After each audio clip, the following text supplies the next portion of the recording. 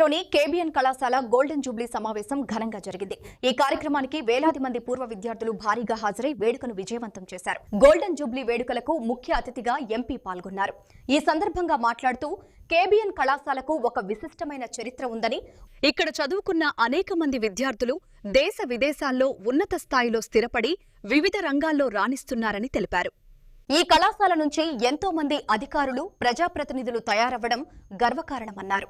ఎక్కడెక్కడో స్థిరపడిన పూర్వ విద్యార్థులు అందరూ ఒకే వేదికపై కలుసుకుని తమ విద్యార్థి జీవితం అనుభవాలను పంచుకోవడం ఎంతో ఆనందాన్ని, సరికొత్త అనుభూతిని కలిగిస్తుందని ఎంపీ పేర్కొన్నారు. కేబిఎన్ కళాశాల అభివృద్ధితో పాటు విజయవాడ నగర అభివృద్ధిలోనూ పూర్వ విద్యార్థులు భాగస్వాములు కావాలని ఎంపీ కేశినేని శివనాథ్ పిలుపునిచ్చారు.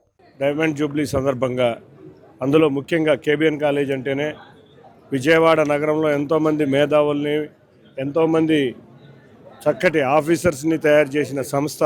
ఈ సంస్థ ద్వారా దేశ విదేశాల్లో ఉన్న స్టూడెంట్స్ అందరూ కూడా ఇక్కడ సమావేశమై సుమారు 4,000 మంది ఓల్డ్ స్టూడెంట్స్ అందరూ ఇక్కడికి వచ్చి సమావేశమై ఇవాళ వాళ్ళ యొక్క అనుభవాలను ఇక్కడ పంచుకోవడం చాలా ఆనందంగా ఉంది. నిజంగా ఇవాళ విజయవాడలో ఉన్న 2-3 ప్రతిష్టాత్మక సంస్థల్లో కేబిఎన్ కాలేజ్ ఒకటి.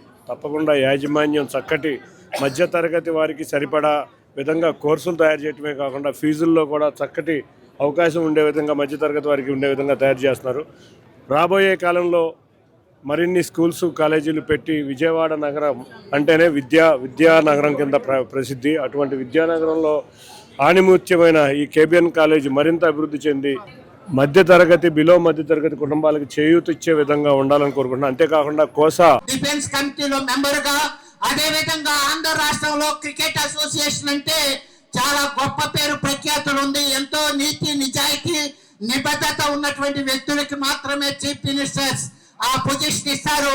మరి చంద్రబాబు నాయుడు గారు అంటే ఏ వ్యక్తినైనా సరే నిలువెత్తు స్కానింగ్ చేసేటువంటి గొప్ప వ్యక్తి, గొప్ప అడ్మినిస్ట్రేటర్.